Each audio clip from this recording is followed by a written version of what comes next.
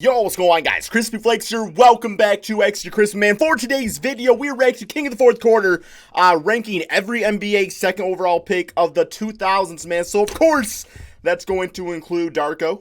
Hopefully, you know, the man, Ken here sends him just to a different dimension tier-wise, because, like, there's not an actual letter in the alphabet that you could actually rank Darko when it comes to, you know, tier ranking and stuff like that, man. But, yeah, I do apologize for no video yesterday. I did officially close on my brand new house. I still have about a little less than a month till I actually move into it, but I did all the stuff out there, man, so that is what I was doing yesterday. But yeah, here we go. Let's check this out. King of the Fourth Quarter, link to his channel in the description. You know Kenny is, come on, man. But yeah, link in the description below if you don't. You should be watching him. He's absolutely amazing. Okay. And we back. Now, some of y'all may remember about 9 or 10 months ago. Got that high basketball knowledge. Video where I was ranking every single first overall pick in NBA history. It was super fun to do the research and try to figure out where these players research. I don't do that shit. No. Of the NBA. I try to like sometimes. 10 months, and I got that bug again where I wanted to go back, watch old footage, do old research. So today, I am ranking second overall picks in NBA history starting from the year 2000. So we have 2 decades worth of NBA draft picks that we're going to be ranking on a scale.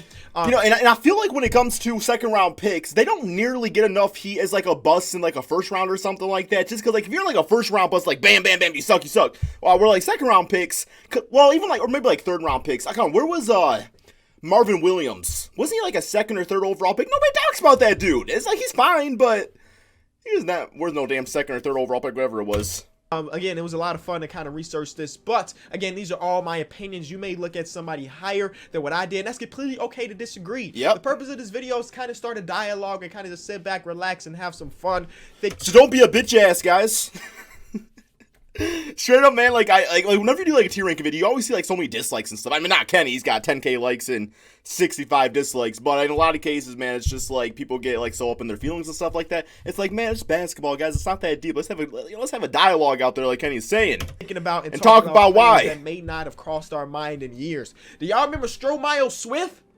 Exactly. I got to go back and watch some of his highlights. The Nets, and right? Do some research about his NBA career and stuff like that. I was like Stromile Swift because his name reminded me of Stroganoff, and also Swift was a Pokemon move. So if this is something you really enjoy, be sure to leave a like on it, and that'll let me know that, hey, y'all want to see third overall picks, fourth overall picks, and so on and so forth. Okay, so we're starting at the year 2000, like I mentioned. That is with Mayo Swift here, and then we ended with Ja Morant at 2019. All right. Sure, again, to leave a like on the video. What's ink? All right, so I got my notes over on here on this screen, so if you see me glancing over this, included? Looking at my notes. So let's start off with Mayo in the year 2000. The year 2000 was known as one of the worst draft classes of all time, where Mike Miller ended up winning Rookie of the Year. Yeah. That's all you really need to know. But not many people were weaker than the second overall pick, Mayo Swift. Did you guys see that video the other day of Mike Miller like saucing up some college kid out there? Like straight up, man. Like they played like first to 11, and Mike Miller at the age of 70, bro, like literally just dropped 11 straight points on him. It was like wasn't even a competition. LSU, he was known to be a project as soon as he was drafted, mostly known for his motor, his shot blocking, and his dunking ability.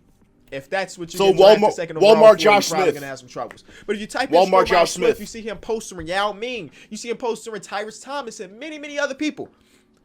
But he's bad. I remember him for fouling out of pretty much every single game. Goodwill Josh Smith. Because he was so block happy. He was one of those players like, hey, I can get you 2.5 blocks per game potentially, but I'm going to get you 5 fouls as well. And overall, with him being in a bad draft class and him just being a bad prospect, I'm sorry. He's an F. Now, he's not talked about as one of the biggest draft busts of all time because of the draft class being so bad that there was not many other options, if we're being honest. Again, Mike Miller won the Rookie of the Year. Who was good in that draft class? And that is Tyson Chandler. Now, Tyson, I got to probably say a B. Maybe a B+. I like Tyson Chandler. His defense is nice. It's one of the few people out of these 20, B+. right? Out of these 20 people to have a championship, and also one of the few people to be named to an all-NBA team. He was perfect for an underrated career. He was drafted and traded to Chicago on draft night, where the Bulls had the idea as having him and Eddie Curry be the front court of the future. 2001 was a different time, man. Forget that space and forget everything. It ain't the Eddie Curry that y'all see at my team. No, he didn't have a jump shot. So they traded Elton Brand away to put together Eddie Curry and Tyson Chandler. If y'all don't remember, Elton Brand was great as his first couple seasons. That was 20 points per game for 2 straight years before the Bulls traded him away. And they were right about Tyson Chandler. they were just wrong about the timetable because Tyson Chandler didn't become a very good NBA player to like basically the second half of his career. All NBA player in 2012, and of course helped the Dallas Mavericks win a championship. Yeah, I remember Tyson mainly on the New Orleans Hornets playing with CP3. Like, that pick and roll was always pretty nice out there. Threw some nice lobs. Jason Maxiell threw the shit out of Tyson Chandler. You guys gotta look at that highlight, man. Tyson, I mean, freaking like one of the best blocks of all time. I remember watching that live. I was at my grandma's house and watching on like a 5-inch TV. Oh my god, little Krispy was so hype, man. It was such a great block. Not just helped, he was a big portion of that, being the defensive anchor alongside Dirk, who we all know wasn't a great defender. So because of all of that, and him again, like a B, an all right? NBA player at one point of his career in 2012, he is going up to the B tier. Next, we have Jay Williams. Jay Williams was highly touted, another Chicago Bulls pick. Jay Williams, I'm thinking Kenny will probably go on the same route as this. He's somebody, I think that might be what the Inc. is for. I don't know what Inc. stands for. I should know this. Like Monster Inc. Incorporated. But Jay Williams had injury stuff. But as you see, under really F, there's just one thing named incomplete. There we go. Jay Williams has to go there because if you do not know the story of Jay Williams. Motorcycle accident, right? He was driving illegally on a motorcycle. Not say illegally because he didn't have his motorcycle license. And he crashed. Yep. And it ended his NBA career. He spent 3 months in the hospital just trying to learn how to walk again. It's horrendous. And then maybe 3 years after that, he tried to make a run back for the NBA.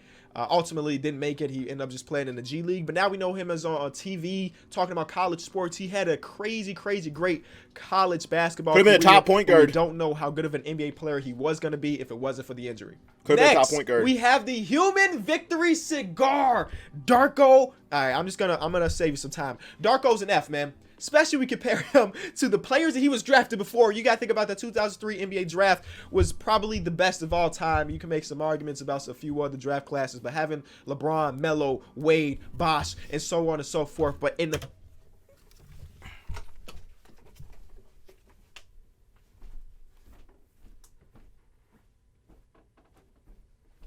Ow. Hit my head.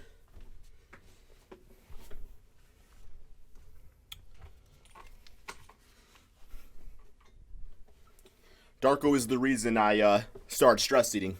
Had to grab me a chicken tender to get through this one. The middle of there was Darko Milicic. But again, he's one of the few people on this list with a ring. He didn't do much. That's how he got the nickname Human Victory Cigar. Because he was so bad that if you knew that Darko Milicic was getting some PT, the team had already won the game. Next, we have Emeka Okafor. 10 out of 10. His career is a bit different.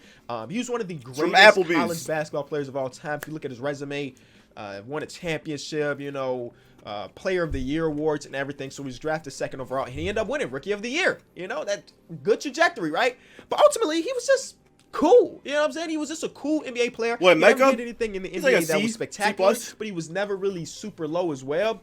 When he hit his 30th birthday or around that time, he suffered a bad neck injury, and he had to sit out of playing basketball for 3 years. He tried coming back. For 3 years. Usually, we think about bad injuries, like think about Paul George's injury. That was like 1.5 years, and he basically snapped his leg. 3 years, Emeka Okafor couldn't play basketball, and then after, same thing like Jay Williams tried coming back after 3 years. Like stop doing anything you're good at for 3 years at a pro level. It's game over. It's just too much time to pass by. It's like those skills you polish them your entire life, and then just stop doing it for so long because you have to. Really sucks. After that 3 years, he tried to make a comeback. He played overseas for a season, and he got like a 10-day contract here in the NBA for a while. But overall, again, not too high, not too low, definitely middle of the pack NBA career. Now, 2005, we have Marvin Williams. Marvin Williams in his won second. Career, okay, he got yeah, a championship. He was a part of one of the greatest college teams of that era. C-. He didn't start. Came off the bench. And, maybe D+. We can't fault him too much because there were some very, very good college basketball players above him. But he was drafted, and you're like, you know what? Marvin could be good. He's one of the bigs. I mean, he's like a small forward, power forward combo that can stretch the floor for your team, and he can still do that to this day. But he's great in this league. A kind of mediocre NBA career. He was drafted before Darren Williams. The type of player. He was drafted before Chris Paul. Or you take that into consideration, you're like, man, what could have been? That Atlanta Hawks team, man, the Atlanta Hawks team could have definitely used Chris Paul, because every team could have used Chris Paul in their lottery that year. Ultimately, I'm going to say that Marvin Williams has had like a D+ NBA career, because even 15 years later, he's still on a roster. And I can't say that about all the players, even players that are drafted after him. So he ultimately, you know what? Now that I'm thinking about it, the fact that it is 15 years later and he's still on the NBA roster means that he has, I'm probably going to put him at the C-.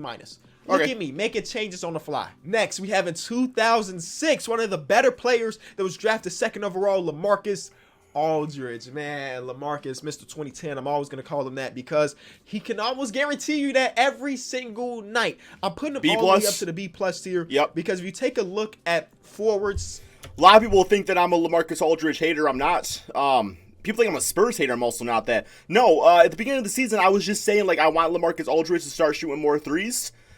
Just because, like, I felt like it would really help the Spurs offense, and he started doing that, and his game, you know, it went up even another level, right? And then I stopped saying stuff about him. But at that time, I was saying, yo, start shooting more threes. LaMarcus, people were like, yo, you a hater, Krispy. No, man. Just looking out for him. Decade or 2 decades since he's been I knew he had the shot. And a half, he has consistently been towards the top in points per game. All-star appearances and everything. So LaMarcus Aldridge, I think in the grand scheme of basketball, when he retires and 10 years down the line, 15 years down the line, he may be a name that is forgotten because he hasn't won a championship. He hasn't been the best player on a great team or anything. But overall, just a very, very solid career. And then we get to 2007. Here we go. 2007 had 1st overall pick Greg Oden. And incomplete. He would have been in that incomplete category because Greg Oden suffered from all those injuries. And I honestly believe that if it wasn't for all those injuries, he would have had a very, very good NBA career. He would have at least been a Tyson Chandler. But drafted 2nd to the Seattle Supersonics was Kevin Durant. Now, we all know Kevin Durant is going down in history as one of the greatest players of all time, one of the most complete scorers I've ever seen in my lifetime. He is Greg Oden, number 1, player to get KD, put number into 2. the A tier, because he is a bona fide Hall of Famer first ballot. If you don't remember his freshman season or his rookie season, he was playing shooting guard. He was my favorite player. Kevin Durant was playing shooting guard because, I watched him a lot in college. I don't remember who was the coach. Was it? No, I hate him. I don't hate him, but that's what I was thinking, but I wanted to fact check that. Yeah, had him running shooting guard his rookie season, which obviously it's not what Kevin Durant is. You think about him as a 6'10", 6'11", small forward, power forward combo that can dribble maybe like a guard, but this wasn't what he was, and he hadn't played that in his career, so it was very weird for PJ to put him at the shooting guard position. But ultimately, you know how it went for the Seattle Supersonics. Rest in peace. But Kevin Durant, 2-time Finals MVP. 2-time champion. You can have your opinion about his championships and his MVPs. Oh, I got him, trust me. But he has a regular season MVP as well when he was in OKC. That's all you really need to know. Kevin Durant, one of the most complete scorers I've ever seen. Even if he never won those championships with the Golden State Warriors, we'd still have him as an A tier anyway. So it's like I don't really think like how he won the rings. Like if that's somebody's opinion out there, he still would have been an A. He still would have been one of the best scorers of all time. But yeah, I still don't agree with how he won the rings exactly. But then we move that doesn't on to affect 2008, where Michael Beasley was drafted 2nd overall. Now, this is the year that Chicago Bulls, my team, had the 1st overall pick. And I will tell this story every single time I can. When you turn on to sports radio in Chicago in 2008, before the NBA draft, there was legitimate conversations on who should be selected first. Should it be Derrick Rose or should it be Michael Beasley? Beasley was a beast in college. Now, that may seem crazy to y'all because Derrick Rose went on to win an MVP. He's a fan favorite across the globe, and Michael Beasley, not so much. But at the time, you have to realize that a freshman year Michael Beasley at Kansas State put on one of the greatest seasons ever. He was averaging 26 and 12 and a half. Beasley had $1 million skills with a 10-cent work ethic. I think that's the best way to put out say that about him. Freaking chicken tender in my throat, guys. Oh my God, man! I see you, Applebee's. No, I'm chill, okay? Good, but no, straight up, like Beasley had it all. He just stopped trying eventually. I don't know. He just stopped trying as an 18-year-old freshman. And Derrick Rose, though he had got pretty far in the finals or the March Madness, he missed some clutch free throws, baby. We don't forget about that. So it was a real legitimate It's like Mario Chalmers, wasn't it? And of course, the real Chicago fans like bring the Chicago kid. But a lot of people did want to see Michael Beasley drafted here.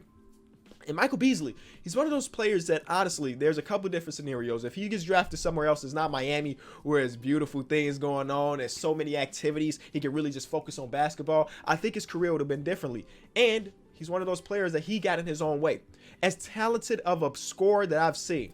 What would you say is the most boring NBA city? Don't say Detroit. Memphis? What's there to do in Memphis? No, wait. Oregon. He should have went to Portland, man. Yep. A player that never hit his full potential. You know, he had a couple seasons once he ended up in Minnesota where he was just really good scoring the ball. But again, you got to think about all of the suspensions. You got to think about a lot of different stuff. You're talking about Michael Beasley. And again, he couldn't get out of his own way. So ultimately, as an NBA career goes, I'm probably going to put him at the C- tier as well because he had some pretty high highs, but the lows were pretty low as well. He could have been a B+. 2009 had Hasheem Thabeet. I'm like, man, there are so many players that were drafted second overall that were misses. And then you go to third overall, like Hasheem Thabeet was drafted right before James Harden. James Harden went on to win an MVP. Hasheem Thabeet was a college player that was dominant. Jim Calhoun had him as one of the most dominant college basketball players he's ever seen play. He spent 3 years at UConn, where he won some defensive awards. He did a lot of good things in UConn.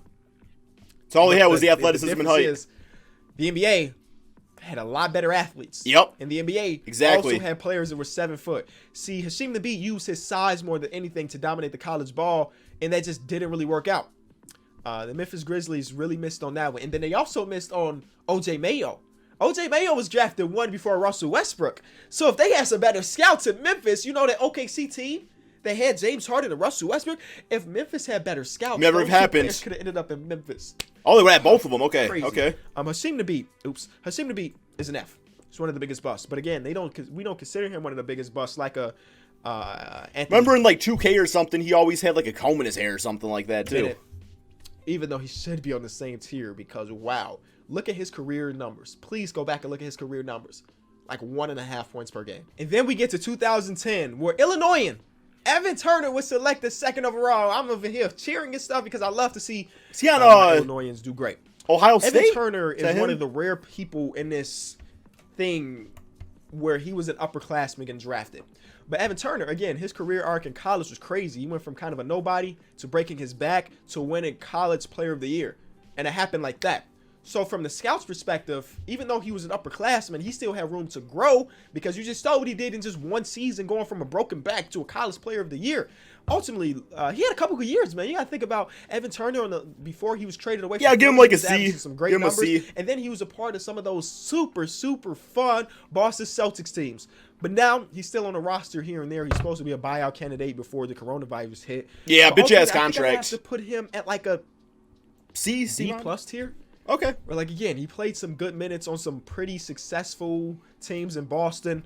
I don't know. I mean, because Evan Turner had like more longevity, I think, than Michael Beasley did. But Michael Beasley, like when he was good, he was better than Evan Turner. So, but then again, Evan Turner doesn't really do much these days. But he never hit the potential that you wanted him to hit as the second overall pick. Then 2012 hit. Could have been like a point forward. There's dominant Charlotte. They tanked. They tanked hard because they knew if they tanked hard, they were going to have the highest odds to get a generational talent in Anthony Davis. But they fell to the second overall pick. And man, hate to see it. Could have been different if they didn't fall to the second overall pick. Because of that second overall pick, they selected Michael Kidd-Gilchrist. Coming out of college, Michael Kidd-Gilchrist was a guy. Oh my God! At a lot of things, but not great at anything. The jump shot. Oh, do not forget that time where his jump shot was. Thank you. You know how that man jump shot is. Very crispy-esque. They believed that they could develop him. Well, they were wrong. They were very wrong. He never was able to develop a jump shot. Always been a decent defender. Do not get me wrong. He was decent on his defensive side. How are you that bad at shooting a basketball, though? Like, not even just, like, not making it? How is your jump shot that damn ugly? Like, how is it that you know your entire career? Who let you get away with that? All these people watched you growing up. Were you never shooting jump shots in games? Was coach never seeing that form? Like, who? Somebody's needed to pull this kid aside and be like, hey, man, okay, you got NBA potential. You're great. But this is not working. We got to do something. Okay. The ball he ran frustrating. But him not being able to turn my AC on, guys. Incorporate at least an extra crispy up here. Ultimately tanked his career. And for that reason, I had him in the D tier. He was drafted before Bradley Beal as well. tough. Yo, Beal and Kemba would have been nice. I forgot a year. I skipped over the year 2011, and that was Derrick Williams. Derrick Williams is a very curious case because I honestly believe that if he would have been in a different situation, he could have had a very successful Some of the T-Wolves, right? I'm not saying that he would have been up there with Kevin Durant, LaMarcus, or even Tyson Chandler, but he would have been better than like a D, which he's going to end up being. Derrick Williams, the way his whole thing went, makes me fearful as hell for, like, Obi Toppin. Well, I think it's going to be a similar situation where Obi needs the right situation for him, but things could go wrong if it's not the right situation. It scares the hell out of me. I do think Obi's going to be good, but we all thought Derrick Williams was going to be, like, generational himself, so. And coming out of college in Arizona, he had some crazy numbers. He was shooting 50% from the three. He had all the tools to be a good NBA player. You know how some players have great college careers, but their play doesn't style translate. or the way they're built, their body just doesn't fit well for the NBA. Like a Jimmer Fredette killed the college game, but never couldn't do anything in the NBA. Derrick Williams wasn't that. Derrick Williams had the body, he had the athleticism, he had the intangibles to be a good NBA player, but something happened. And I'm not blaming it on the place he was drafted to, but I'm gonna blame it on the place he was drafted to. Yeah. And ultimately, he just spent like 6 was years it Minnesota in the NBA as a second overall pick. Or was so it Sacramento? 2013 when Victor Oladipo was selected. We're getting to the point in the video where you look at our last couple options. These are all players that are still growing and have so many years. Depot's like a NBA B plus, so B plus. remember, I'd say. I'm not ranking them on where I think they could be, just based on the resume they've given us so far. Keep that in mind, because when we get to Ja Morant, you're like, Ja Morant has potential to be one of the greatest point guards in the league eventually, but he hasn't done it yet, so I can't put him up there just yet. You know what I'm saying? I'm just looking at their current resume. Anyway, 2013 had Victor Oladipo. Victor Oladipo was built like Wade. And a lot of people saw Wade in his game. He never really hit Wade, but he hit all defensive. He hit all-star. He hit most improved player. That's what Indiana does, right? That's what the Pacers build. And so far in his career, I'm going to put him at the B tier. It took him a while to get there, but some players are like that. They're not just going to come into the league and be like that. Some players take 4 or 5 seasons before they hit the spot, whether it be a team or... Yeah, obviously we got to see more like deep over there, stuff like that, see if he can return from injury. But I don't know, I got him right up there with Marcus Aldridge, just because like they're both similar players where... I don't know, because... Oladipo could like be the guy on the Pacers. He already has been. And I feel like they could get pretty damn deep into the Eastern Conference. I feel like they could get to the Eastern Conference Finals if that whole team comes back healthy next season. Where like LaMarcus Aldridge, you know, on Portland, it was like like Kenny was saying earlier, just like a case of great player, not really like great team. But I feel like the Pacers, that's what like they're always like a great team, but it's kind of like unexpected. I feel like Depot could be that man over there.